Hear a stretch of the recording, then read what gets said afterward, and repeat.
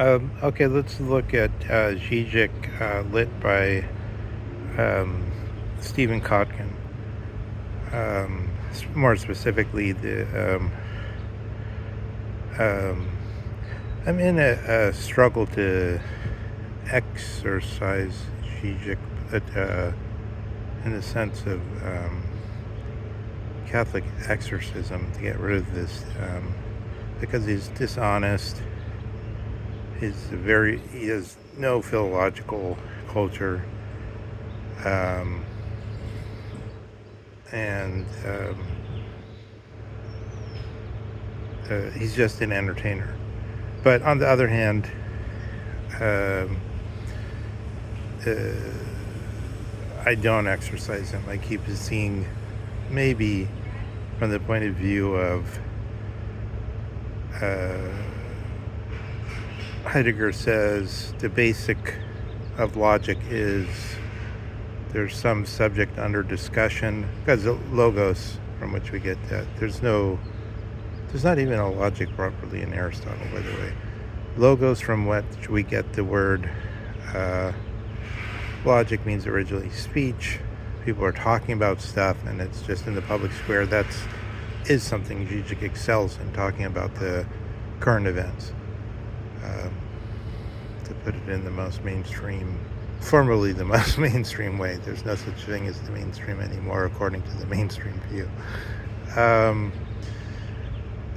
So more specifically, Zizek's article on not civilization and its discontents, but the civilization of the liar's paradox. I really hate Substack. It's just the worst platform I've ever encountered. When you use X, it's very easy. Everything flows very well. There's a few hang-ups here and there, but Substack is just horrible, especially if you're a content creator. I can't stand it. I think Word documents are better, but they don't have the prestige. Apparently, they're ridiculed. Oh, you're using a Word document. You're not using this prestigious Substack platform. It's just absurd. But in any case, the Substack article, which strikes me as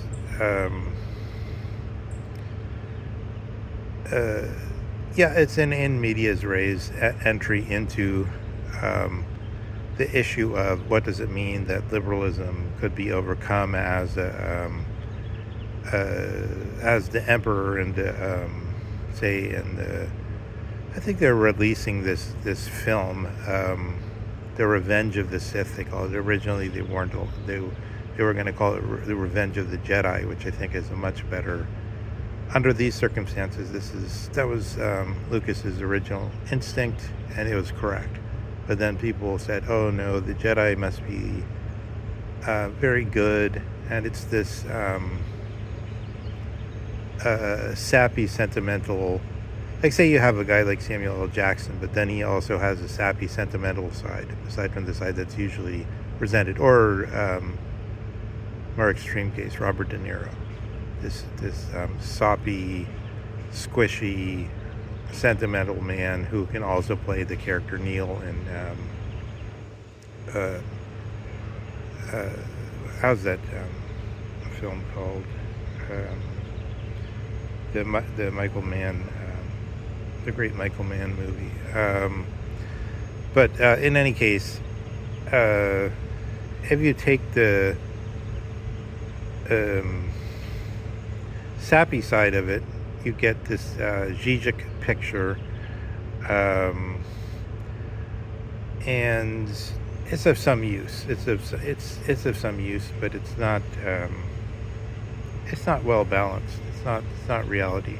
But you get this. What I was gonna say is like you get, if you try to make the Jedi and make the good side, according to the Lucas version, into Dalai Lama or something, that's not the reality of the Dalai Lama. They have the Buddhists have had armies. They had wars for hundreds of years with the Chinese.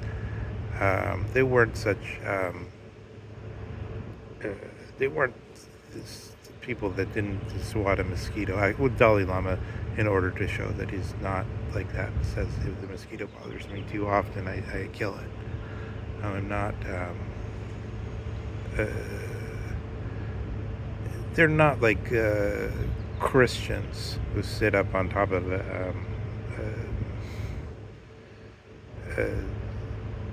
these staggerite Christians who eat only bugs or something on top of a platform. How did they call it?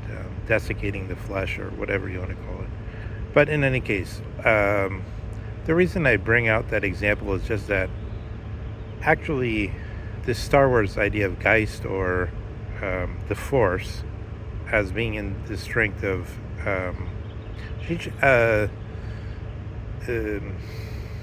Zizek totally misses that, because he wants to be tough, so he wants to show like the Godfather version, the so-called realist version, as modified by a philosophic sheen, as more complicated because of the view of ideology and the view of mediation into reality and all these other things. But nonetheless, you could see directly, if realism were correct, that would mean straightforwardly you would have something like The Godfather. Stephen Kotkin tries to tell you that through observing the Chinese, then we learn how to interpret the Sopranos series, because the Chinese are gangsters. But that's nonsense. Gangsters are not, they don't have this kind of desire to maintain equilibrium with the communist system under a Leninist theory, and so on and so forth. It's total bullshit. So realism is bullshit. You see the way things really are actually more when you look at something as silly as it is. Nonetheless, it has a kind of, there's a dimension of it which is the most perfect seriousness of the Star Wars films. Otherwise, they wouldn't be so popular. Because Geist plays a role, the Force, in the thing. The Emperor, just think of the Emperor. When the Emperor dies in the Revenge of the Jedi movie, as it should have been called, everything falls apart. All the Imperial Starfleet loses cohesion and falls apart because they lose their Geist. So this is a story of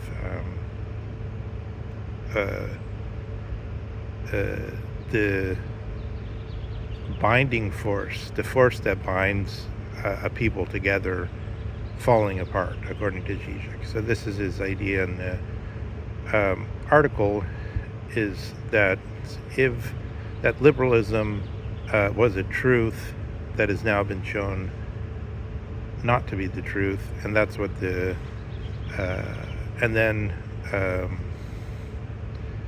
instead of the Emperor with his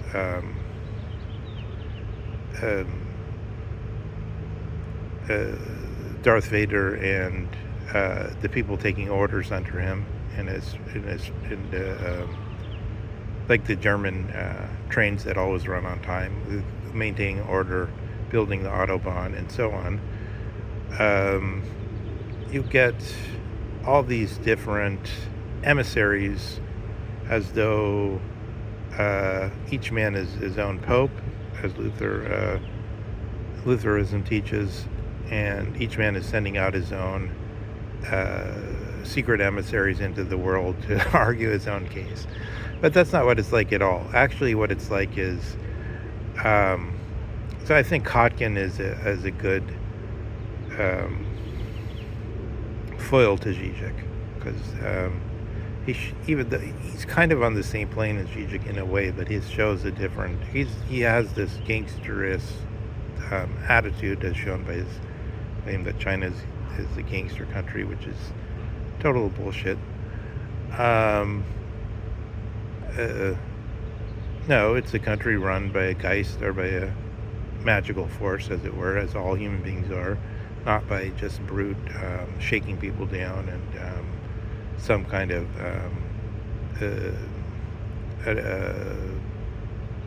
conspiracy. Not by conspiracy. The ultimate power of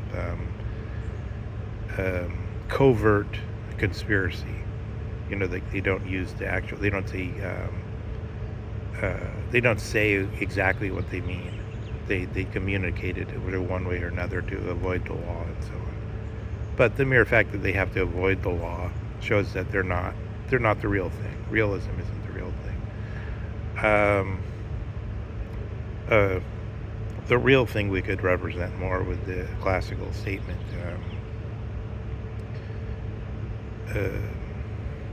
How does it run? Nil quod contra rationem et licitum. So nothing that's no thing against reason is licit or lawful, as the ultimate principle of a truth, or of a country, or democratic, or of the so-called liberalist system. I think the liberalist system shows itself at the end of liberalism to be the privatization of the state for the sake of commercial domination, so that the truth of liberalism is that it's for the sake of commercial domination, which isn't a principle that can be put forward in a Socratic way as something good for everyone. But what Kotkin is saying is, since like in Hungary in the 50s, you had a breakdown when the system veered a little bit towards liberalism, away from a kind of properly understood Dalai Lama or philosophy king system. As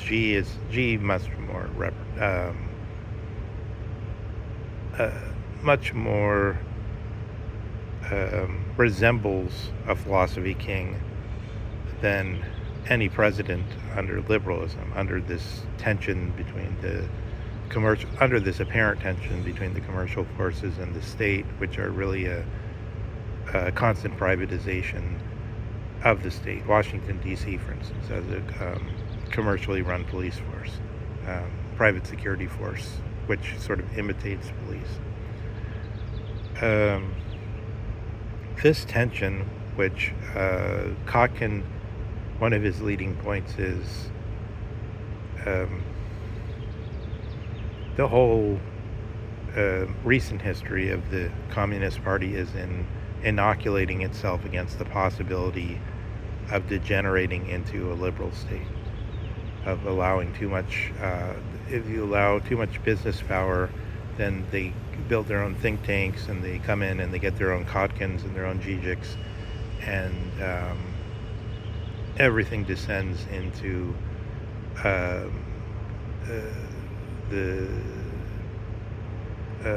this malevolent, rapacious, privatized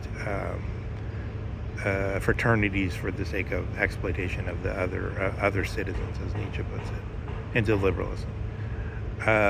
Communism is this truth, as it were, in this low Zizek conversational sense. If you just start in a Socratic way and then you say, okay, truth against skepticism. Skepticism formally is impossible because I have to admit the truth exists in some way in order to say there is no truth.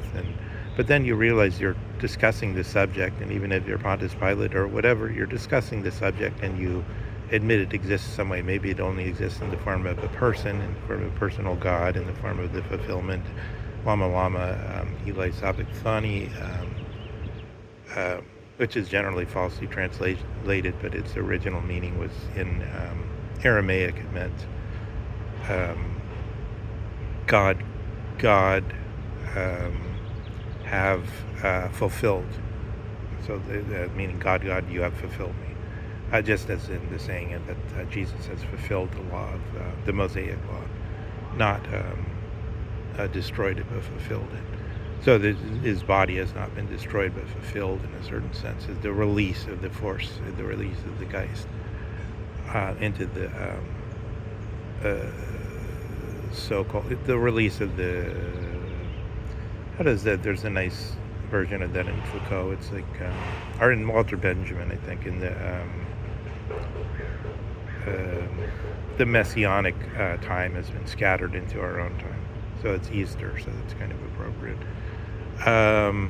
But in any case, I just wanted to evoke this contest between Zizek version and Kotkin version, and on this subject of whether it's actually the truth that has been destroyed in this current moment of Trumpianism and so on, or what has happened. So that needs more investigation.